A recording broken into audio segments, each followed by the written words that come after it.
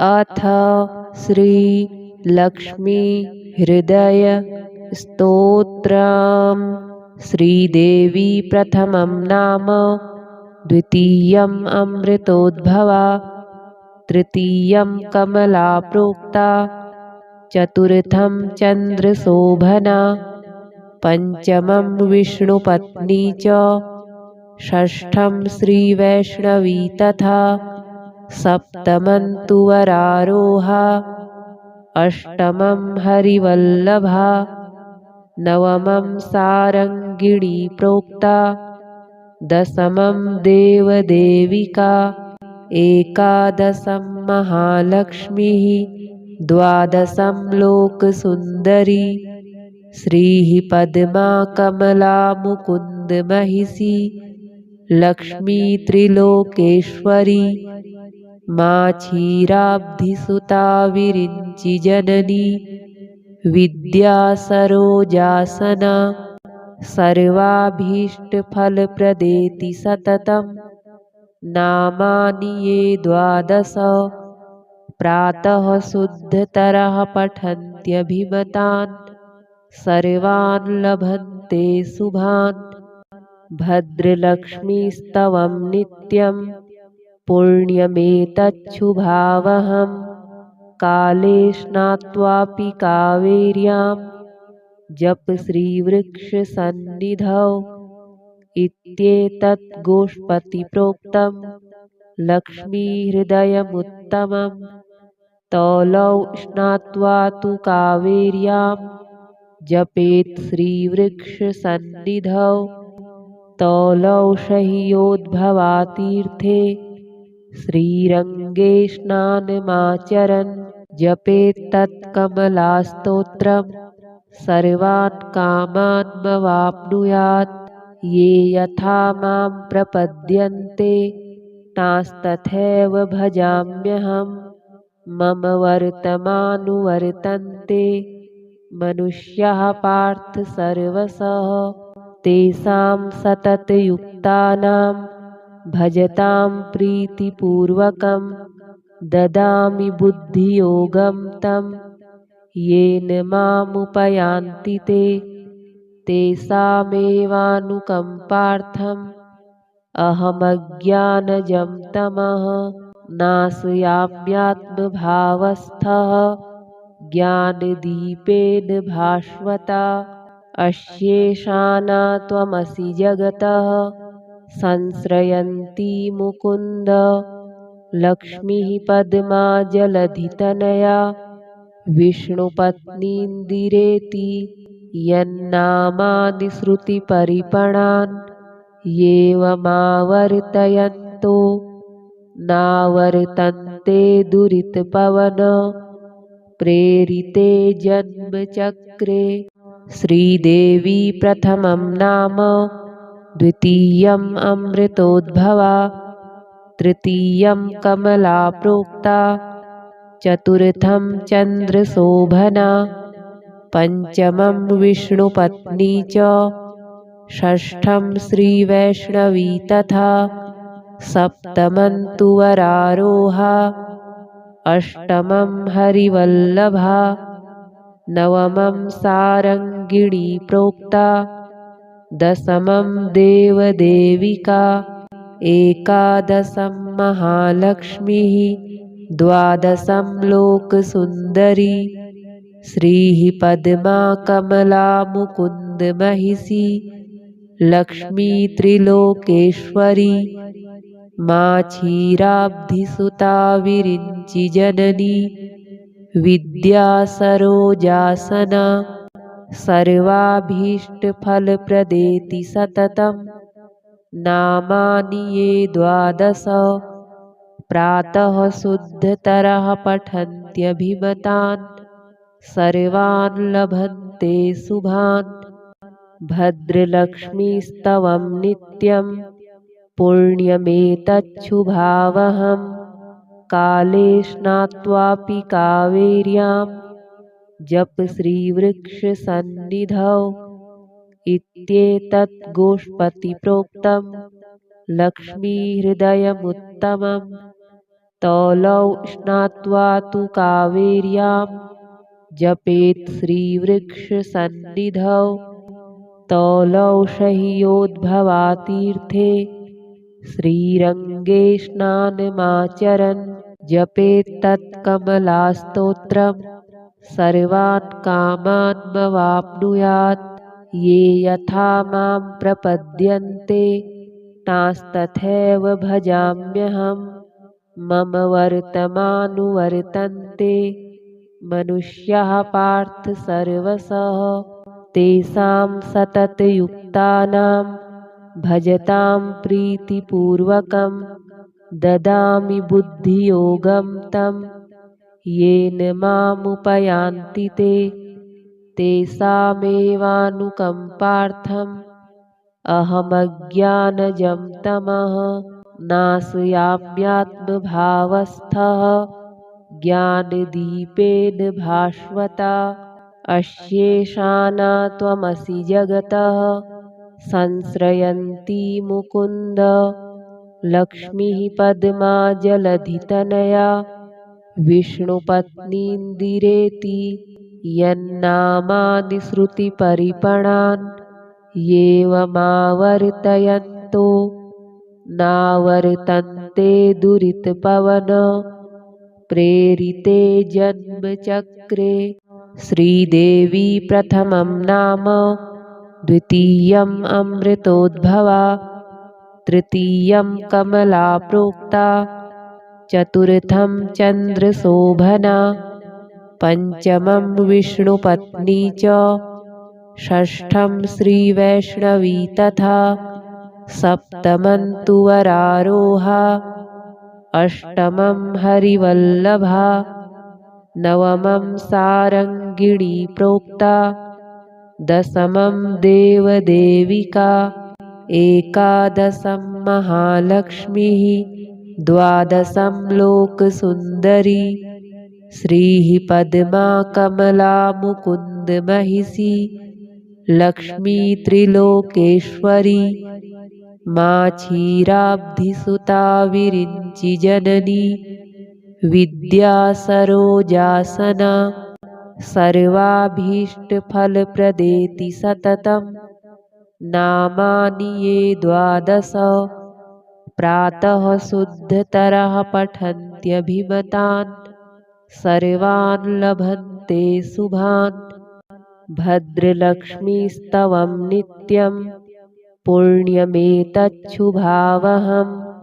काले स्नात्वापि कावेर्यां जप श्रीवृक्षसन्निधौ इत्येतत् गोष्पतिप्रोक्तं लक्ष्मीहृदयमुत्तमं तौलौ स्नात्वा तु कावेर्यां जपेत् श्रीवृक्षसन्निधौ तौलौ शह्योद्भवातीर्थे श्रीरङ्गे स्नानमाचरन् जपेत्तत्कमलास्तोत्रम् सर्वान् कामान्मवाप्नुयात् ये यथा मां प्रपद्यन्ते तांस्तथैव भजाम्यहम् मम वर्तमानुवर्तन्ते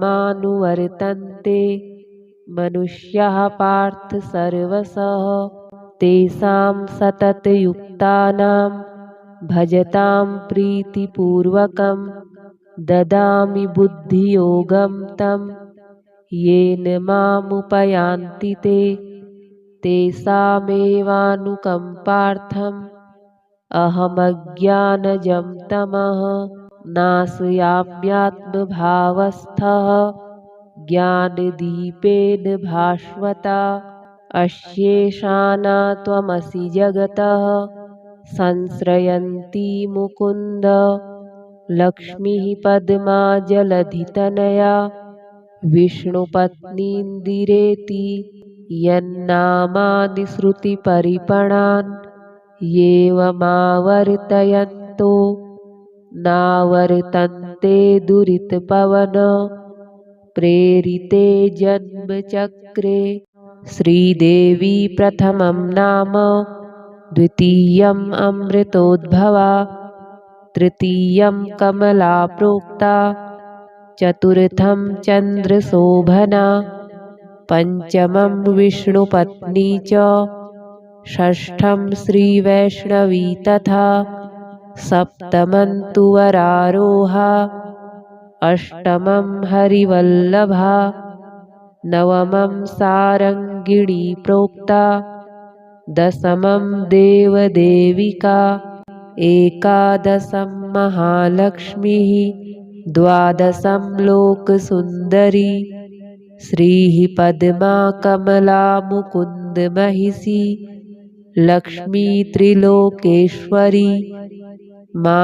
क्षीराब्धिसुता विरिञ्चिजननी विद्या सरोजासना सर्वाभीष्टफलप्रदेति सततं नामानि ये द्वादश प्रातः शुद्धतरः पठन्त्यभिमतान् सर्वान् लभन्ते शुभान् भद्रलक्ष्मीस्तवं नित्यं पुण्यमेतच्छुभावहं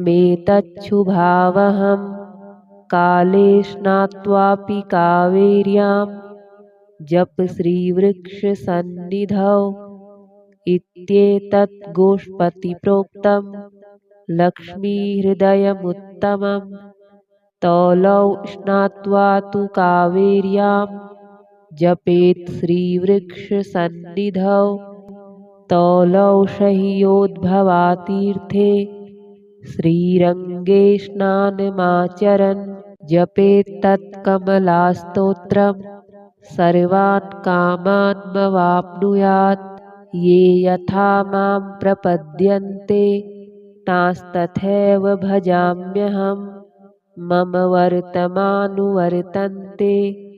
मनुष्याः पार्थ सर्वशः तेषां सततयुक्तानां भजतां प्रीतिपूर्वकं ददामि बुद्धियोगं तं येन मामुपयान्ति ते तेषामेवानुकम्पार्थम् अहमज्ञानजं तमः नाशयाम्यात्मभावस्थः ज्ञानदीपेन भास्वता अस्येषाना त्वमसि जगतः संश्रयन्ती मुकुन्द लक्ष्मीः पद्मा जलधितनया विष्णुपत्नीन्दिरेति यन्नामानि श्रुतिपरिपणान् येवमावर्तयन्तो नावर्तन्ते दुरितपवन प्रेरिते जन्मचक्रे श्रीदेवी प्रथमं नाम द्वितीयम् अमृतोद्भवा तृतीयं कमला प्रोक्ता चतुर्थं चन्द्रशोभना पञ्चमं विष्णुपत्नी च षष्ठं श्रीवैष्णवी तथा सप्तमं तु वरारोहा अष्टमं हरिवल्लभा नवमं सारङ्गिणी प्रोक्ता दशमं देवदेविका एकादशं महालक्ष्मीः द्वादशं लोकसुन्दरी श्रीः पद्मा कमला मुकुन्दमहिषी लक्ष्मी त्रिलोकेश्वरी मा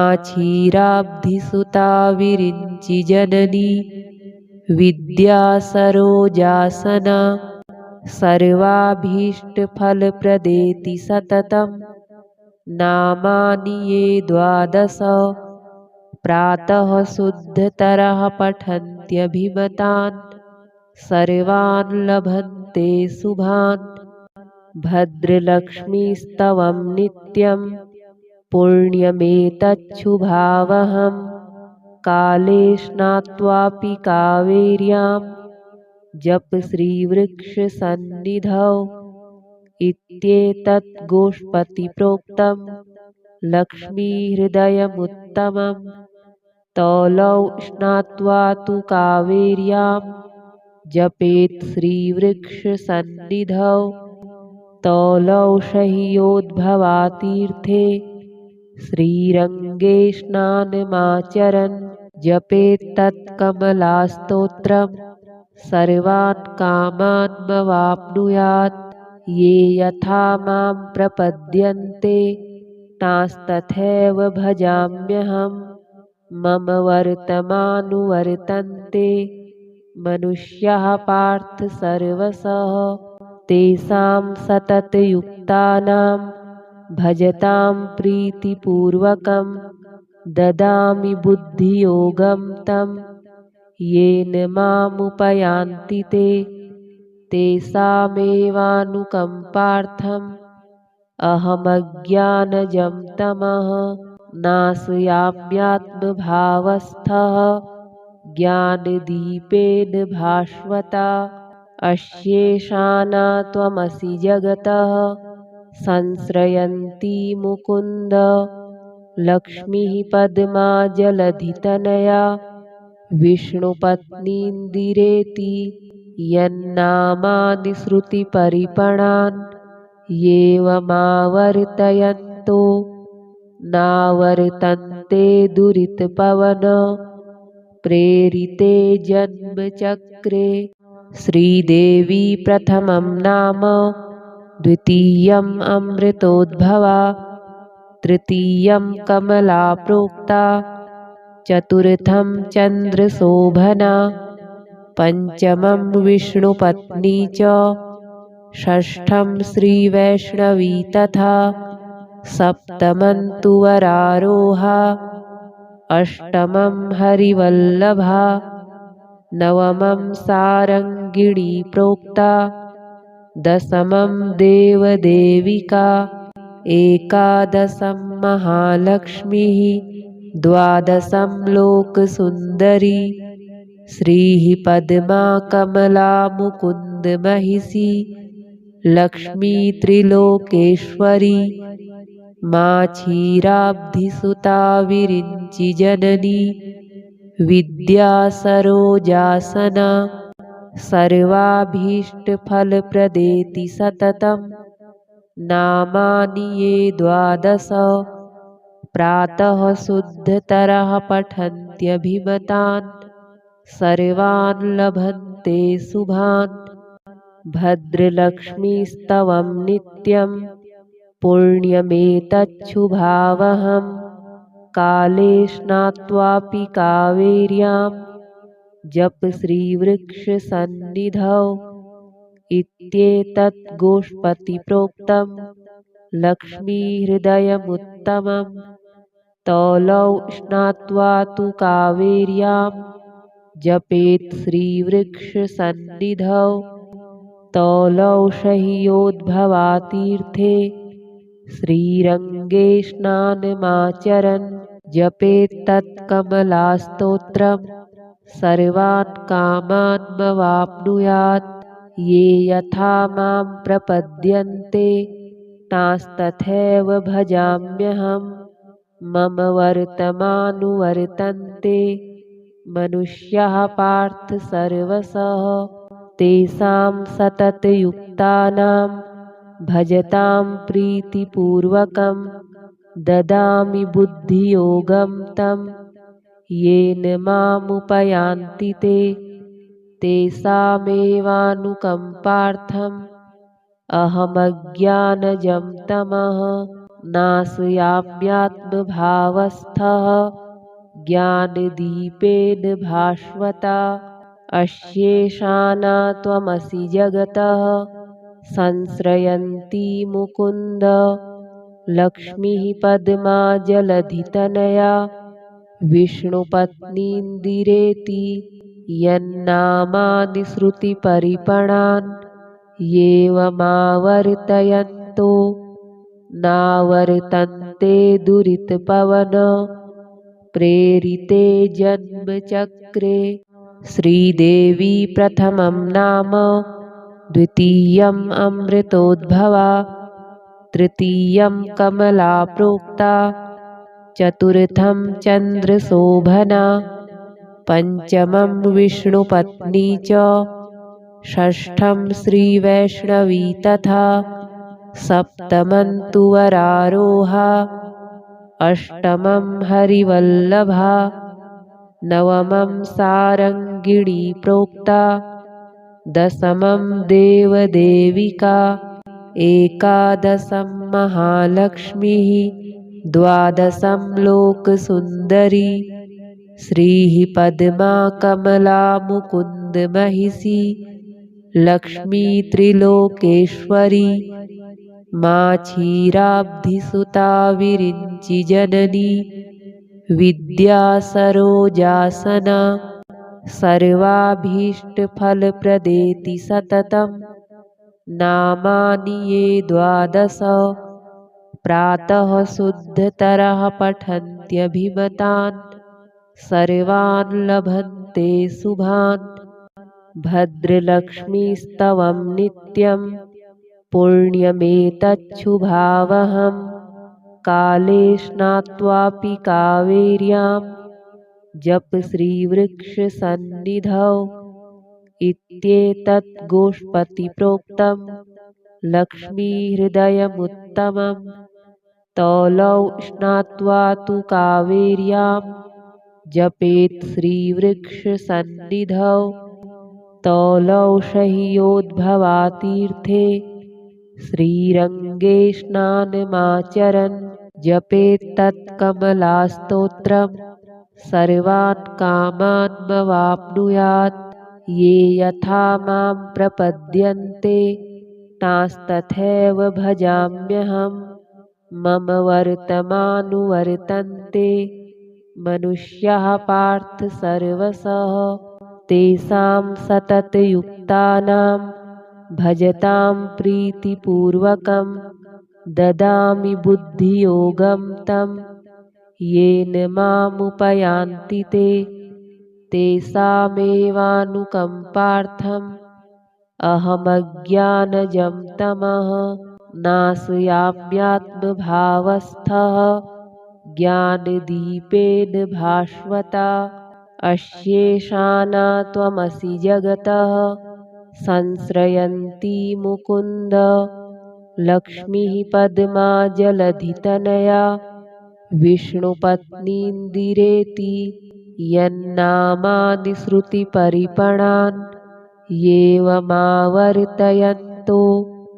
नावर्तन्ते दुरितपवन प्रेरिते जन्मचक्रे श्रीदेवी प्रथमं नाम द्वितीयम् अमृतोद्भवा तृतीयं कमला प्रोक्ता चतुर्थं चन्द्रशोभना पंचमं विष्णुपत्नी च षष्ठं श्रीवैष्णवी तथा सप्तमं तु वरारोहा अष्टमं हरिवल्लभा नवमं सारङ्गिणी प्रोक्ता दशमं देवदेविका एकादशं महालक्ष्मीः द्वादशं लोकसुन्दरी श्रीः पद्मा कमला मुकुन्दमहिषी लक्ष्मी त्रिलोकेश्वरी मा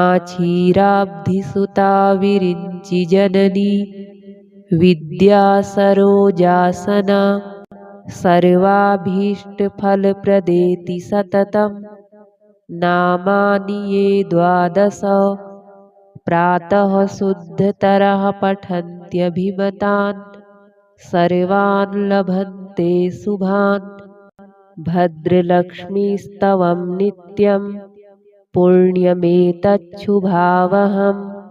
काले स्नात्वापि कावेर्यां जप श्रीवृक्षसन्निधौ इत्येतत् गोष्पतिप्रोक्तं लक्ष्मीहृदयमुत्तमं तौलौ स्नात्वा तु कावेर्यां जपेत् श्रीवृक्षसन्निधौ तौलौ शह्योद्भवातीर्थे श्रीरङ्गे स्नानमाचरन् जपेत्तत्कमलास्तोत्रं सर्वान् कामान्मवाप्नुयात् ये यथा मां प्रपद्यन्ते तांस्तथैव भजाम्यहं मम वर्तमानुवर्तन्ते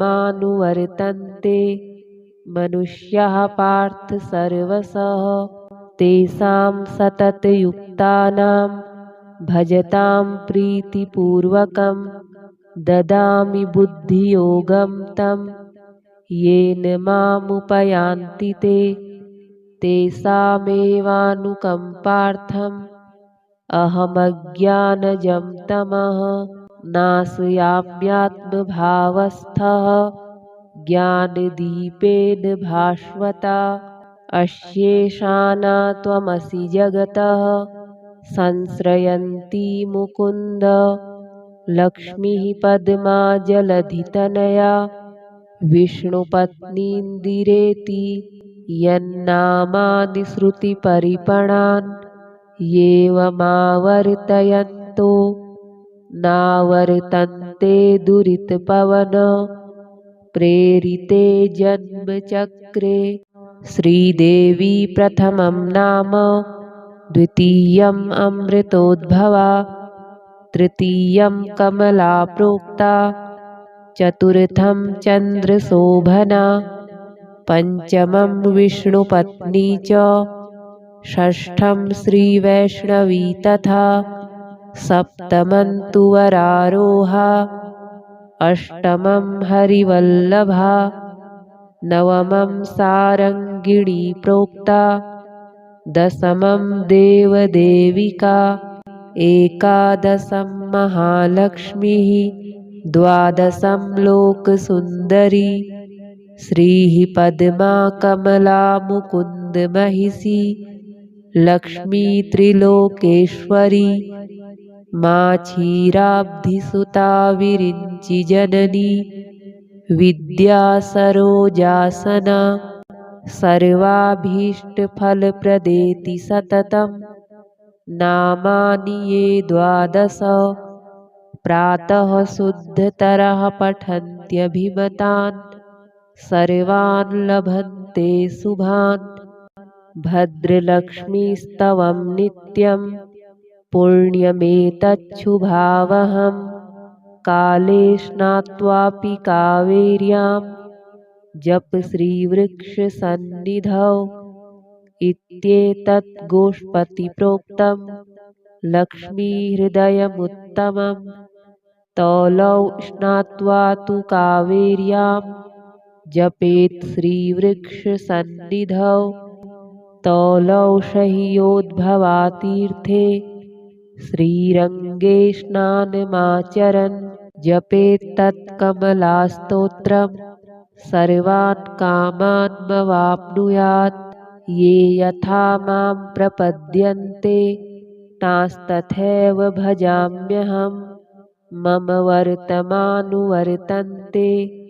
मनुष्याः पार्थ सर्वशः तेषां सततयुक्तानां भजतां प्रीतिपूर्वकं ददामि बुद्धियोगं तं येन मामुपयान्ति ते तेषामेवानुकम्पार्थम् अहमज्ञानजं तमः नाशयाम्यात्मभावस्थः ज्ञानदीपेन भास्वता अशेषाना त्वमसि जगतः संश्रयन्ती मुकुन्द लक्ष्मीः पद्मा जलधितनया विष्णुपत्नीन्दिरेति यन्नामानि श्रुतिपरिपणान् येवमावर्तयन्तो नावर्तन्ते दुरितपवन प्रेरिते जन्मचक्रे श्रीदेवी प्रथमं नाम द्वितीयम् अमृतोद्भवा तृतीयं कमला प्रोक्ता चतुर्थं चन्द्रशोभना पंचमं विष्णुपत्नी च षष्ठं श्रीवैष्णवी तथा सप्तमं तु वरारोहा अष्टमं हरिवल्लभा नवमं सारङ्गिणी प्रोक्ता दशमं देवदेविका एकादशं महालक्ष्मीः द्वादशं लोकसुन्दरी श्रीः पद्मा कमला मुकुन्दमहिषी लक्ष्मी त्रिलोकेश्वरी माछीराब्धिसुता विरिञ्चिजननी विद्या सरोजासना सर्वाभीष्टफलप्रदेति सततं नामानि ये द्वादश प्रातः शुद्धतरः पठन्त्यभिमतान् सर्वान् लभन्ते शुभान्। भद्रलक्ष्मीस्तवं नित्यं पुण्यमेतच्छुभावहं काले स्नात्वापि कावेर्यां जप श्रीवृक्षसन्निधौ इत्येतत् गोष्पतिप्रोक्तं लक्ष्मीहृदयमुत्तमं तौलौ स्नात्वा तु कावेर्यां जपेत् श्रीवृक्षसन्निधौ तौलौ शह्योद्भवातीर्थे श्रीरङ्गे स्नानमाचरन् जपेत्तत्कमलास्तोत्रं सर्वान् कामान्मवाप्नुयात्। ये यथा मां प्रपद्यन्ते तांस्तथैव भजाम्यहं मम वर्तमानुवर्तन्ते मनुष्याः पार्थ सर्वशः तेषां सततयुक्तानां भजतां प्रीतिपूर्वकं ददामि बुद्धियोगं तं येन मामुपयान्ति ते तेषामेवानुकम्पार्थम् अहमज्ञानजं तमः नाशयाम्यात्मभावस्थः ज्ञानदीपेन भास्वता।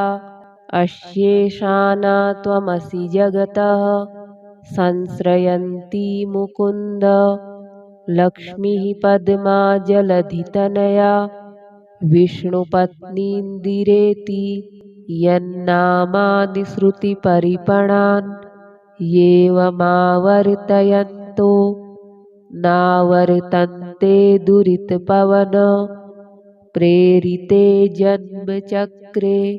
श्रीदेवी प्रथमं नाम द्वितीयम् अमृतोद्भवा तृतीयं कमला प्रोक्ता चतुर्थं चन्द्रशोभना पंचमं विष्णुपत्नी च षष्ठं श्रीवैष्णवी तथा सप्तमं तु वरारोहा अष्टमं हरिवल्लभा नवमं सारङ्गिणी प्रोक्ता दशमं देवदेविका एकादशं महालक्ष्मीः द्वादशं लोकसुन्दरी श्रीः पद्मा कमला मुकुन्दमहिषी लक्ष्मी त्रिलोकेश्वरी माछीराब्धिसुता विरिञ्चिजननी विद्या सरोजासना सर्वाभीष्टफलप्रदेति सततं नामानि ये द्वादश प्रातः शुद्धतरः पठन्त्यभिमतान् सर्वान् लभन्ते शुभान्। भद्रलक्ष्मीस्तवं नित्यं पुण्यमेतच्छुभावहं काले स्नात्वापि कावेर्यां जप श्रीवृक्षसन्निधौ इत्येतत् गोष्पतिप्रोक्तं लक्ष्मीहृदयमुत्तमं तौलौ स्नात्वा तु कावेर्यां जपेत् श्रीवृक्षसन्निधौ तौलौ शह्योद्भवातीर्थे श्रीरङ्गे स्नानमाचरन् जपेत्तत्कमलास्तोत्रं सर्वान् कामान्मवाप्नुयात्। ये यथा मां प्रपद्यन्ते तांस्तथैव भजाम्यहं मम वर्तमानुवर्तन्ते मनुष्याः पार्थ सर्वशः तेषां सततयुक्तानां भजतां प्रीतिपूर्वकं ददामि बुद्धियोगं तं येन मामुपयान्ति ते तेषामेवानुकम्पार्थम् अहमज्ञानजं तमः नाशयाम्यात्मभावस्थः ज्ञानदीपेन भास्वता। अशेषाना त्वमसि जगतः संश्रयन्ती मुकुन्द।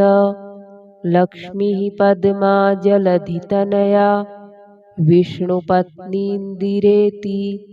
यन्नामानि श्रुतिपरिपणान् येवमावर्तयन्तो नावर्तन्ते दुरितपवन। प्रेरिते जन्मचक्रे